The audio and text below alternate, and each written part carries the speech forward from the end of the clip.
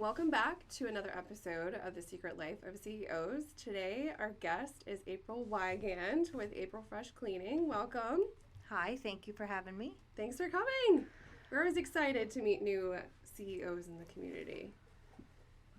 So tell us your story. My story is not the typical entrepreneurial story. Well, maybe it is. I actually used to be a teacher.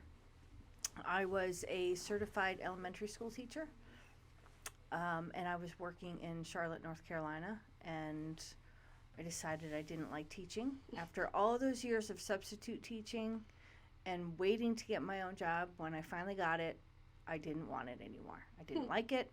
I loved the kids. I did not like the school system. And over the years, I found out I don't like being told what to do and how to do it. And I ended up moving back home to New York State, and I didn't know what I wanted to do as a new career. And somebody offered me a job cleaning an office, and they paid pretty well. And while I was trying to figure out what I wanted to do, I started cleaning the office. And in a roundabout way, it started a company. And that's how I started a cleaning company. I mean, I've been cleaning my entire life, so it was always like a second or a third or a fourth job. So I was good at it. And so you always went back to it regardless of what you did? I never really got rid of it. I just didn't tell people I did it because it's really hard work. Yeah. And I did it really well. My mom taught me well. But it was something that I knew I didn't want to do for the rest of my life. And here I am 24 years later, still running my own company. So what was so obviously you were transitioning out of teaching, right? Your heart was originally set in this one direction, and it kind of still pushing you back in this other direction. Was there something else that happened that triggered, I want to do this for myself? I didn't want to do it for myself. I started this more as a public service. Oh. Because there weren't all that many janitorial and cleaning companies around in the 80s, late 80s, early 90s. There were a few. But my mom knew a lot of people. We're from Saratoga, so we knew a lot of people with rental property. Mm-hmm. And they would call my mom and I up and say, we just hired a cleaning company to clean after our tenants came in, and I don't know what they clean. The place is filthy. And I realized the place wasn't really filthy. It's just that the details weren't taken care of. The floor was cleaned, but not in the corners. And in Saratoga, like in Clifton Park, there's horrible minerals in the water, and you need to remove the minerals. But you can clean by spraying whatever chemical you want, but it doesn't remove the minerals. So that's what these homeowners were looking for. So nobody was really on the same page about what they wanted for clean. The companies would come in and clean it, but the homeowners would say, well, there's still all this stuff around the faucet. Yeah. So I made it my mission to figure out how to clean those, and I found some chemicals that dissolved all of the calcium, and somehow that just started me cleaning. So, and then people would tell their friends, oh my gosh, you have to call Lil and April. They got all this mineral deposits. I called this other company and I don't know what they did. And these guys came and fixed it. So it was kind of a public service of, oh my gosh, I have to tell people what clean really is. Yeah. That cleaning is detail work. It's not just running a rag over a countertop or doing a quick vacuum. There was detail work to it. So I felt like I had to. I didn't really have a choice. Sometimes I question that sanity. I mean, I think that's something you mentioned before, you don't like being told what to do is a very common trait of somebody that owns a business, because it wasn't intended, I want to do this because I don't like being told what to do, but the end result ends up being that. Exactly. I was just like, this has to be done. It has to be done properly. And nobody's doing it properly. Yeah. And maybe a few people were. I just didn't know who they were. Right. And you weren't cleaning up their messes. Right. And I was like, well, forget this. So I did end up getting a different job. I worked in a day job in an office for 4 years while I worked part-time cleaning. And it was more just, building my nest egg. Mm-hmm. I was just getting married and just buying a house, and I wanted to put away some money. So I worked like crazy. And then after 4 years, I was like, I'm making more money part-time cleaning than I am full-time in my day job. Right. There's a problem with that. Mm. So I said, well, I'll just quit my day job and start cleaning full-time. So that's when I filled out the whole, I think that right about then is when I incorporated. Okay. So I went from a DBA to a corporation about that time. Okay. And here I am. 24 years later. I did not expect it to stay. I really thought it was a passing gig. Interesting. So you went yeah. into it with like, well, if it works, great. If not, like, not a big deal. But you incorporated. Yes. Like, that's not like, that's Well, way bigger than a DBA. Well, it's an S corp, but I felt like I had to just for liability purposes. Sure, definitely. We're in offices. Anything can happen in an office. So, right. I needed the corporation just for liability. So, take me back like, 24 years in a day when you're getting ready to, file for your S corp. Like, what was going through your mind? Like, did you have a vision? Like, okay, I'm going to do this for X amount of time, or I'm going to see where it goes, or like, you're just like, So, sort of. I was having kids about that time also. Mm. So once you have kids, your plans are just kind of, as a working mom, Yeah. your plans just kind of go where they go. You can have all the plans in the world, Yeah. but they're going to change and you need to pivot. So, my company has changed over the years many times. When I first started, when I quit the day job and I went into cleaning full time, we started house cleaning during the day, cleaning empty apartments, empty homes, real estate pieces of property during the day, and we did offices nights and weekends. But I was literally running 24/7. Right. And I was working out of my home, which is difficult to have staff come at 3 o'clock in the morning to get supplies. Right. And I did that while raising kids. We did that for 5 years. Wow. 4 or 5 years. And then it was just too much. I wasn't getting a lot of support from my husband because he was busy doing his job and he was getting promoted. And it was a lot. It was too much. And I just said something has to go. Right. So in a roundabout, trying to figure out, profits and where was our time being spent, and it was a lot of analyzing. And I think I did go to the Chamber of Commerce and spoke to the small business people, and they said, just because you started something doesn't mean you have to finish it. Yeah. So they essentially gave me permission to shut down the part of the business that I didn't like doing, which was the residential side. Mm. So I got rid of all the daytime staff. I kind of set them up with their own little companies. Here, you clean your houses that you clean. The clients keep their same staff. You get paid more money because you're going to get paid directly from them. It's a win-win-win for everybody. And then I had my days free so I could actually raise my kids and have some sanity. But I was still out with the crew. I wasn't out with the crew every night, Yeah. but I was out a couple of nights a week, making sure everything was getting done. Now, did your mom start working with you initially as like your crew, or did you start just hiring right away? I dragged her in when people called in sick. Mm. So what was he, 65 at the time? 55, 60, somewhere in there. She still cleans offices with me. I don't even know how old she is, 78, 77. Sorry, Mom. She still helps me occasionally. Her eyesight's not getting the best anymore, so I try not to use her. But she's good to slap me back into reality of, Yeah. hey, don't forget we need to get this done. So, And we have a different, cleaning houses is much different than cleaning offices. Definitely. And I had to explain that to her of, hey, people don't want us to do that. We don't do that. We're not getting paid for that. And she had a hard time with that. So she still helps. She always did. That's awesome. Yeah. Are your kids a part of your business at all? No. No. Nobody is.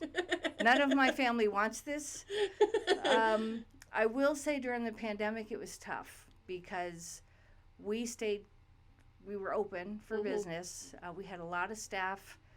And as much as it bothers me, I can't say as I blame them because they were making more money on unemployment than they could have working for me. So if they quit for some reason and then claimed unemployment, there was a way to fight it, but it's difficult to fight unemployment for that. It's incredibly difficult. So we didn't have a lot of staff, but we kept all of our offices, and we kept getting more offices and more offices. Every day we got phone calls. So there were jobs that I had to do that I didn't have the time for. So Friday night was family night of cleaning. My mom, my husband, my 2 kids, and I, we would all go clean. In a building that normally takes 5 or 6 hours, we got it done in an hour between all of us, and then we would all go out to dinner. That was like our Friday night thing. And we did that for months and almost a year, I think. Oh, wow. So they all help out when they need to. My son plays baseball. He's now 16, and it's incredibly difficult for a 16-year-old baseball player to get a part-time job because their baseball schedule changes on a dime. Yeah. So there have been kids on his team that have quit their job because you either come to the job or you play your game that got rescheduled, and you can't do both. So, so he's been helping me clean. When somebody calls in sick, if I need staff, he'll come in and help me. I'm teaching him how to carpet clean because we have a carpet cleaning truck. In carpet cleaning, you can make a lot more in a smaller amount of time. So he doesn't like it, but he's good at it, and he can handle the machine. So we carpet clean together on the weekends. He's got more money in his savings account than I do. But, he just bought $180 sneakers because that's what he wanted. I said, you're using your own money. He says, okay. So he's happy with that. I'm like, all right, well, we got another carpet cleaning job coming up, so you'll help me and get X amount of dollars. So. Right. I mean, I don't think there's very few people that actually love the cleaning, but it's really hard work. Yeah. But there's the satisfaction of, wow, that looks really good. Yeah. When we're done and we do a good job, staff is like, wow, that looks good. Now, so I've known you for a few years now, and I remember you have a special machine now, right? We have the tile and grout machine on the carpet truck, yes. And I remember when you got that, and then didn't you get something during COVID as well? You had a special, yeah, what did we get? Not purifier, but it was something very specific. The spray, the electrostatic spray guns. Yes. Most cleaning companies have those now. And it's funny because the electrostatic spray gun, Victory is the company, the brand that makes, that's like the standard. Everybody's got that. There's other companies and there's other brands, but and generally they ran about $600, $699, somewhere around there.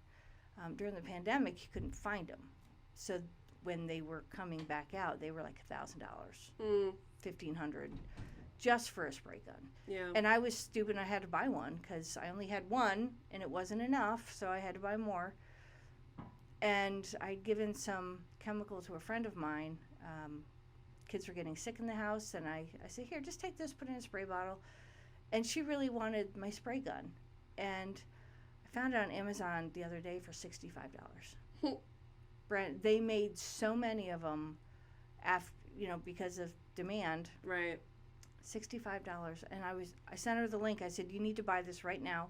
And if you don't, I will buy 100 of them. Right. Because I don't need them. Right. But you could have them for the next one. $65. I mean, I did go out and The backpack sprayers, which hold more solution, they ran generally about $1,500. I picked one up on Amazon a couple of months ago for $200. Wow. And they're brand new. It's just they were overstock. Yeah. So they're great to have. It's a great way of disinfecting offices, disinfecting large spaces in a very short amount of time. But yeah, that was my new toy. And as I said, everybody's got them now, so they're nothing special now, but they are handy to have. I just remember when you got that because I was like, oh, that's really cool, and it was really very cool. Different. Yeah. Not that I'm like keeping track of the cleaning trends necessarily, but I thought that was interesting, because I know you're in the commercial space, so I was like, oh, that'll really benefit, some people that have to be in the office. Yeah. And I don't know if that has anything to do with me not ever catching COVID yet. I have been in so many offices because I was the disinfector. I didn't have staff that I could necessarily rely on, or I had staff that were paranoid, and so I was like, fine, I'll just go disinfect the office. Right. So I've been in hundreds of offices that I've had to disinfect, and never have I gotten anything. So I mean, I guess that holds truth to hey, I have really good either strategy in how I clean the products that I use. There's some truth to making sure your surfaces are clean. Exactly. So I don't know, but it's an interesting field to be in. Yeah. And I'm sure COVID made things even more interesting because you guys were essential, right? So we were essential. House cleaning was not essential. Mm-hmm. So a lot of people who did house cleaning stopped.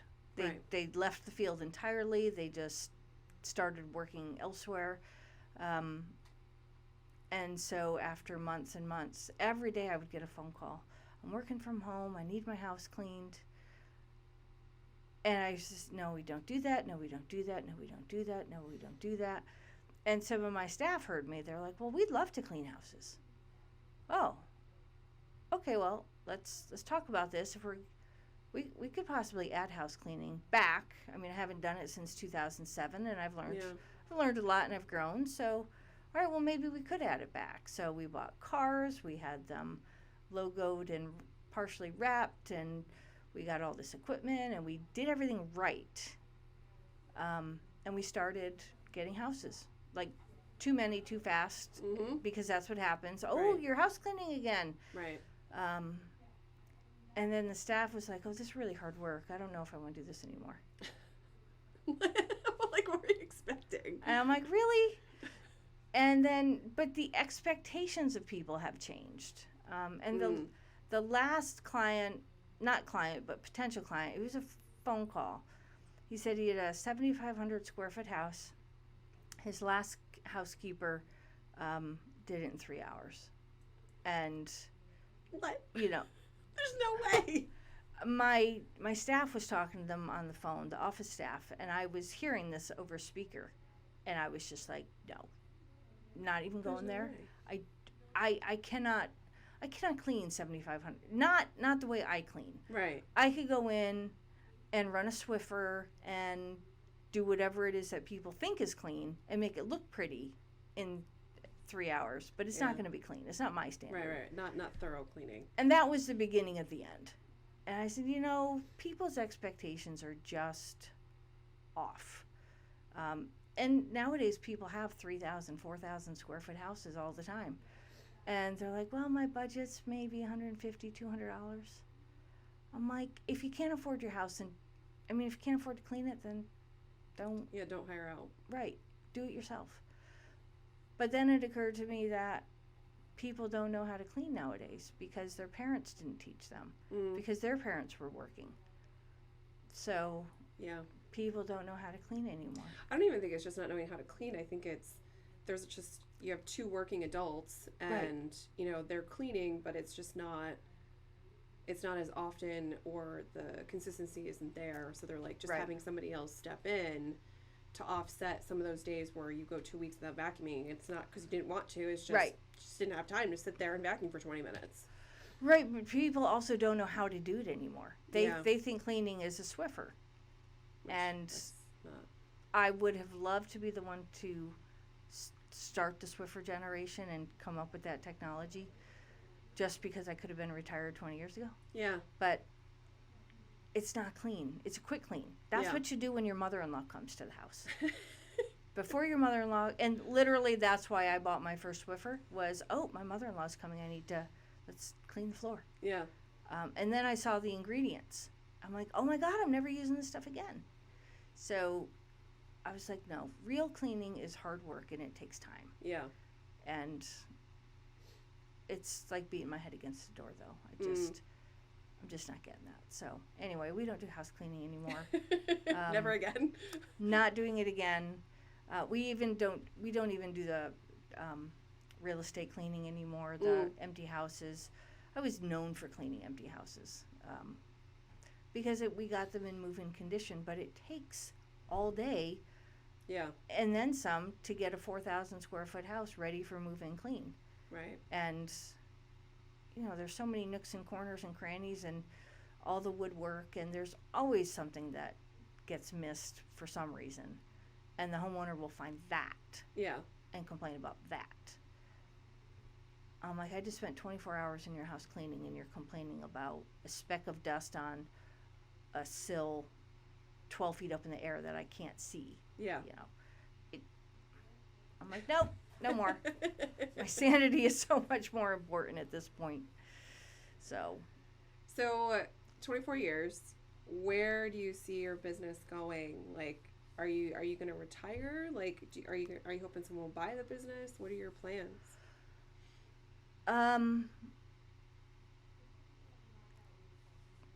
So I always have planned for retirement, but I've never believed I'm old enough to actually get there. Does that make sense? Like, in my brain, I'm still 28 years old. Sure. None of my family wants this business. It is going to have to be sold. And I don't know when that will be. I will admit 24 years in the cleaning business is a long time. Yeah. And I am starting to get tired. But this is my little baby, and I want somebody eventually to buy it who's going to treat it as if it's their own, and whose customer service is important. And there's a reason I've stayed a small company. I'm still a relatively small company. And it's because I want things done to my standards. Yeah. I want things done right. And we fired staff because they're not doing a good job. We tend to keep our clients long term because they know we're always going to be there. We're going to get there. We're going to do a good job. So eventually, when somebody does buy this, and I don't know when that is, could be next month, it could be in 5 years. Yeah. I hope not 5 years. My kids are heading off to college, and they're all going down south, and we already have a place down south. So eventually, I will get there. So put out the vibes now. April is looking for buyers. Eventually, but don't tell my staff; they're going to freak out. So the important thing is I want my clients taken care of. Yeah. I want the staff to be taken care of. Your idea of your legacy is that your business continues. Yes. Even if you're not directly attached. Right. I guess that'd be fine. So what would be next for you? Like, what would you? So if somebody came in and they're like, "Yep, we want to take this over," do you think you'll continue in the entrepreneur area, or you're like, I'm done? So, I would like to say that I'm done, except for that I know in my brain I'm not. Yeah. I've worked since I was 12. My brain is always going, and I do have some other ideas. But so once I left teaching and before I started cleaning, I did hike the Appalachian Trail. Oh. And I always go back there in my brain. There's so many lessons that I learned on adversity and how to deal with tough situations and how to get through a situation that you don't want to be in, but you're there. Yeah. And the only way to get out of that situation is to get yourself out. Right. So how do you do that? So I years ago, I wrote a book. It was 200,000 words. 200,000 words. Oh my God. And I never edited it because it was just such a task. Yeah. I think it was like War and Peace. I think it was like my way of rehiking the Appalachian Trail, Sure. day by day. So that manuscript just kind of stays in the background. But I did accidentally somehow meet a book coach who lives in Australia. We were connected on LinkedIn. And so she got me writing again. So I didn't take that book and edit it. I did write another book. So I just finished writing it last month. I'm in the editing process right now. And it's really all about my hike on the trail. I attempted it in 96 and I failed. And then I went back in 98 and I rehiked it again successfully. So there's that failure to success, and then how it just affected me as a business person. Like, how do you take these things that set you back and how do you use them and go forward? Yeah. So I wrote that. As I said, I'm editing it. It should be out in a couple of months. And I'm maybe using that I'd love to get into motivational speaking. Okay. But not like CEO people, they don't need me. They're already there. But for the people that don't really know where they are or what they're doing, and they have an idea of how to get there, they just don't know how to get there. So I want to find those people, and just set the steps. This is where you want to be and this is where you are. What are the steps you need to take to get there? And who's going to hold you accountable to do it? Because somebody, if you're not going to be held accountable, you're not going to do it. So, so that's there. That's out there now. That's awesome. I mean, that's awesome. Are you going to do like a book signing or anything? So I'm looking at, it's going to be self-published. So I'm looking into those ways of doing it. I did take part in an anthology last year. I wrote a chapter in a book, and that was published through Amazon Self-Publishing. But I found out they're not in local stores that way, so you can't have book signings that way. So I'm looking into other methods, and I've met some other people that are booksellers, and they suggested some places where you just send them a book and they print up 500 or 1,000 or 10,000 or however many you want copies. Right. And that's it. And that's where a lot of the booksellers get their books from. I said, I didn't know that. So I'm learning all of this while I'm still running a cleaning company full time. Yeah. So interesting. So you're making these building blocks to go to the next spot if you decide when the business goes into that transition period. And I don't have time frames. I just, it will go when it's ready to go. I have a big faith in the universe gives you what you need when you need it. So when it's time to go, it'll just be time. How are you feeling about these transitions? So, you mentioned that your business is your baby, right? And so is there like a fear associated with potentially you not being a part of it anymore? Or is it kind of like, I feel like my baby has grown up and it's okay? I was just going to say, my oldest daughter just went off to college for the first time, and that's what I feel like the business is ready to do. It's ready to go off and do something else. It could be a much bigger company. Sure. I'm at the point I just don't want to do that work. Yeah. I don't want to hire. I thought about hiring an HR person to take care of all of that stuff, but I like to hire my own people because I like to know my people. I like to know my staff. I want to know what their issues are. I want to know how I can help them. If they don't tell me what they need, I can't give it to them. So I actually, in addition to education, I took a lot of psychology classes, and I've used my psychology more running my own business than I have anywhere in an education classroom. So I don't know. It has the potential to be much, much bigger, and that is for somebody else to do. Somebody can take it and run with it and turn it into a $5 million company if they want. Yeah. My heart's not there right now. I love my clients. I love my staff. I love my little business. And that's where I'm good with it right now. Yeah. Yeah, that's your part one book Yes. piece that you're contributing. That is my, was it the prologue? Yes, yeah, definitely. So I don't know. I am ready to rest a little. Use your skills for something else. So when I finished writing this book in December, just before Christmas, and my book coach said, okay, well, you need to take a couple weeks off before you edit. And I said, no, I don't have time to take a couple weeks off. I need to start editing this tomorrow. And she says, you cannot do that. You need to give yourself space. I'm like, I don't have time to give my And it was literally the week before Christmas. And I said, okay, fine. I'll take a week off. After Christmas, I'll pick it up. Well, after Christmas, between Christmas and New Year's, nobody does anything. Yeah. You know, I did what I needed to do at work. Was dealing with staff. I filled in at offices when people needed vacation. There was no time to edit a book. So I didn't do it. Yeah. And I just picked it up this week. Because now I'm like, okay, now I'm really on 3 weeks. I really have to get moving. So I've been doing that. You know, the kids, I have one son at home. He goes off to bed. The husband's off to bed. I take out my computer and I start editing.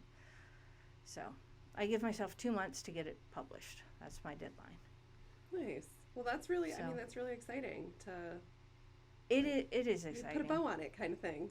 It is exciting. It's just so different. It's because cleaning is such a physical thing. Yeah. And writing a book is not. Right. It is sitting at your computer and typing and deleting what you just wrote and then retyping. And sometimes if I don't have my computer handy, I'll talk into my phone, which speak to text never works well. Especially if you're reading that back, I'm sure. And I'm a former teacher, so I have to do everything grammatically correct. So I'm speaking my periods and speaking a semicolon and speaking a quotation mark. And it sounds ridiculous like I hear myself talk and I just laugh. Yeah. I'm like, oh, I can't do this here. So, I don't know. The big thing, I need to keep busy. I can't not do something because I've never done it. I don't know what that's like. I think you'll just figure out those things that you're going to do are just things that you're still going to do stuff, but it's just not the things you did before. Right. My big thing that I was always concerned about since I was a kid was being financially secure. So that's done. So now maybe I can relax a little. Yeah. But I don't know what that means. Right. So if I write more books, if I do traveling, I love to travel, so I'm sure I'll do some traveling. But right now I'm thinking that far ahead, but right now I have my company and I clean and I love my staff and I'm taking care of them and just paying tuition bills. Yeah. Lots of tuition bills. Yeah, that never ends, right? Oh, this is my first foray into tuition bills. So, and my son, he switched from a public school to private school a couple years ago because he wanted to play baseball for a certain coach. And I was like, dude, we go to school for free. We pay taxes. You want to go there? So that's really where, okay, you're going to have to help me clean to help pay for this. Yeah. So it did help in the pandemic when we were cleaning on those Friday nights. I'm like, this is paying your tuition right here. Right. So yeah, this is purposeful cleaning. This is purposeful. There's a reason for this. Mommy doesn't do this just for fun. Yeah. You know, there's a reason, which is good because he's got a financial sense of reality now. Yeah. And responsibility too. Right. And baseball, as you get into high school, is really expensive. Yeah. Coaches, camps, tours, everything. So he knows these bats. Bats used to be a stick. Yeah. Bats they're not now. $400 or $500 for a bat. Yep. Ugh. I'm like, whatever, dude. You better take care of me when you get older. Is it wrong to have Don't put me in a home, please. Is it wrong to have your kids as part of your financial plan? I mean, you know, I feel like some of us are banking on that sometimes. Hopefully you do better than I did. Well, yours are still little, so. Yeah, mine are still little, yes. So, coming full circle, right? we kind of talked about your legacy. I think you've kind of mentioned some advice tips for people, like kind of along the way. But what would you say is like the top thing that you would tell somebody, not necessarily going into a cleaning business, because I think that's a very specific advice point, but I mean, you could offer that. But like, what would you say to somebody who's interested in entrepreneurship and owning their own business? You could be like, here's something I think you should do, and here's something, don't ever do this. Well, the first thing people need to know when they think about entrepreneurship is that old saying of, I'd rather work 80 hours a week for myself rather than 40 hours for somebody else, Mm-hmm. because you will work Yeah. twice as much for yourself than you do somebody else. Mm-hmm. The difference is that you can pick what those 80 hours are. Right. So it's all the time, but you can take off time when you need to, or you can work it around your family schedule. And that's really what I was doing. I wanted to raise my kids and not necessarily have to put them in daycare for 9-10 hours a day. Right. And it worked out well for me at the time. And some people are, it's okay not to be the perfect mom. Yeah. Especially for women who are working for themselves. It's okay, and you don't have to feel guilty about having somebody else watch your kids every once in a while. And it's okay to ask for help. The big thing is, when you start a business, you're going to need help. Yeah. And you have to be brave enough to ask for that help. You need financial help. You need advice. How do I do this? How do I get insurance? I've met so many people that just do LegalZoom. I'm like, in New York State, that's not the greatest. Yeah. So network, meet people, find out how to do things and do them properly. And be prepared to work, because it's hard work. It's much hard. It's twice as hard as anybody thinks it is. Yeah. No, definitely. And the other thing is, you have to do something you love. You can start a business just to make money, but that won't last very long. Well, do you think your love for the satisfaction side of things has allowed you to do this for as long as you have? My staff has allowed me to do this for as long as I have, because without my staff, I would have given up a long time ago. Because I have this gift or curse, whatever you want to call it, of being able to see things that other people don't see. Like all that tape on the door. As soon as I walked in, I'm like, oh my gosh, all this tape. And you're like, what tape? I see that stuff. And other people, they just don't see it. Right. You can't clean it if you don't see it. Yeah. So that's like my gift or curse. I walk in, I'm like, oh my gosh, do you not see that 4-foot cobweb hanging in the corner? Yeah. And people are like, what cobweb? Yeah. It's just, I don't know. But it's hard work to do all of that. So with a teaching background and psychology background, I can train my staff to see all of that. Mm-hmm. And it's the staff has really kept me going, because it's their job, and I need to make sure they're okay with that. Yeah, definitely. So. And I think that's a good extension of your brand too, making sure that things are done just as if you were there. Right. It doesn't always work out perfectly. Sure. Anytime you have staff, it's not 100% perfect, but the fact that we keep our clients for a very long time is helpful. Yeah, So. definitely. But yeah, if you want to start your own business, you have to ask for help. I remember there was one time, and my mom was like, I'm so sorry, I didn't know. I think my husband was out on the weekends, he was fishing. I had my daughter, she was less than a year old, and she would just cry and cry and cry and cry. And I remember leaning against the wall between the living room and the dining room on that little kind of partial wall that sticks out. And I was sobbing hysterically because I couldn't get her to stop crying. And my husband wasn't here. He couldn't help me. And I was exhausted, and I had staff, and I was trying to run a business, and I was running on zero sleep, and I was nursing. And I will never forget that moment, because I was like, you need some help, and it's okay to ask for it. But you have to be okay with asking for it. Yeah. Some people think they can't. So you need, men or women, you need to ask for help. How do I do this? Or they feel less if they do. Like, oh, Right. I own a business, so like I have to have it all figured out, right? Right. So I can't ask for help. That's beneath. Right. People will look different at me because I'm asking for help. Newsflash. Nobody has it all figured out. No. Nobody. No. And the reason people become successful is because they ask for help. Yeah. You know, how do I go from a $1 million a year company to a $5 million? How do I do that? Right. Hey, I want to clean the governor's mansion. How do I do that?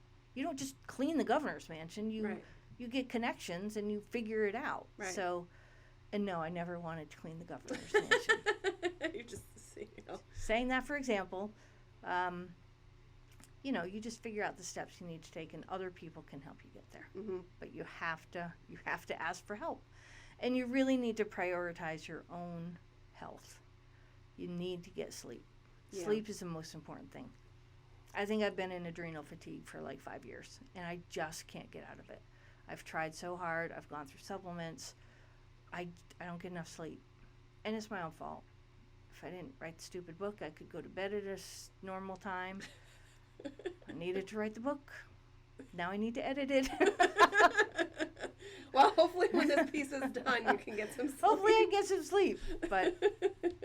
And my staff is great. They're like, April, we don't need you in the office today. Stay home and rest. I'm like, I don't even know what that means. Yeah. Oh, that means I can clean the house. No, cleaning the house is not resting. It means I have to make something, right? Right. It means I have to bake or cook dinner or clean the bathroom or, rest. What does that mean? So hopefully I'll figure that out someday.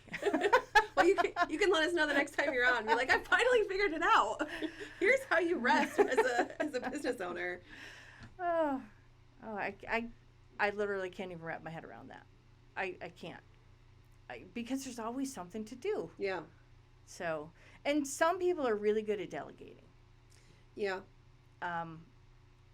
I feel like I don't want my staff to feel like they're my personal assistants. Mm-hmm. I mean, they're cleaning, they're doing their job, but I don't want them to feel like they have to do anything for me personally. Yeah. Because that's not their job. So, it's nice when they volunteer. Hey, we need some hours. You want your house cleaned? Absolutely. But I don't schedule them to clean my house because that's not their job. Yeah. Does that make sense? Mm-hmm. Yeah. So it's open but not mandatory kind of thing. Yeah. I think So. maybe just leaving the door open more, maybe you'd be surprised if you leave the help door open. Hey, I always need help with these things. If you want to pick up, just like you would your kids, right? You want to make some extra money? Go mow the lawn. Go wash my car. Go clean the bathroom, right? So I have an assistant in the office. She's actually the operations manager, and she is giving me permission to, if I'm going to fill in for somebody at the office. Oh, well, did you ask so-and-so if they want the hours first? And I never want to put staff in the position of, well, I don't want to do it, but I will because you asked. Because I'm a pushover like that. So I assume some other people are. And I don't want somebody to do a job they don't want to do because then they're going to do a horrible job. Right. So I'd rather just do it myself. And then people are like, oh, you should have called me. I wanted the hours. Yeah. I'm like, oh, we need to communicate a little better here. Right. So one day I'll get some rest. You got time. Figure it out later. I got time. I'm only in my mid-50s. I got 45 years. It's fine. I got lots of time. So we'll close out the show with any regrets. My only regret is that I didn't ask for help sooner. Oh. I don't have regrets. I thought I knew everything when I started. Sure. So I didn't ask for help when I really needed it. Mm-hmm. I was always the nice person at work. I'd never wanted to make anybody mad because mad employees leave. Right. So I can't make them mad, so I was nice. And a nice boss doesn't run a great company. Yeah. So I had to learn that. So I guess it's the skills of being a boss. I had to learn those. I wish I'd learned them sooner. Yeah. But I mean, how would you have? You know what I mean? Like, right. If somebody had mentored you. To go from a classroom setting to running your own business is Right. It's similar, but it's a complete 180-degree turn. Yeah, it's very different. So, I don't know. To going from rules that you had to follow to making up your own rules, and, you know, I don't know. I wish I had explored that earlier. And, you know, sometimes you have to pay for that help. Yeah. And that's okay, too. I wish I had learned that earlier. So, but now I know it. Now I'm sure there's things I don't know. There's always some. Obviously, how to relax. There's always something, right? Got to find a coach for that. Yeah. Well, thank you so much, April, for telling us your story and what it's been like to be a CEO in your cleaning world and how you're progressing. So we hope that we can have you back in a year, especially at that point. Your book should be out, and it would be cool to see how that's going, and maybe if you figured out maybe where you want to transition to. Maybe I'll figure something out by then. That would be great. Thank you. A good timeline, right? We're holding you accountable to that. Yeah, so January of next year. Yes. Got it. All right, perfect. Well, Awesome. Thank you very much for having me. I appreciate it. Absolutely.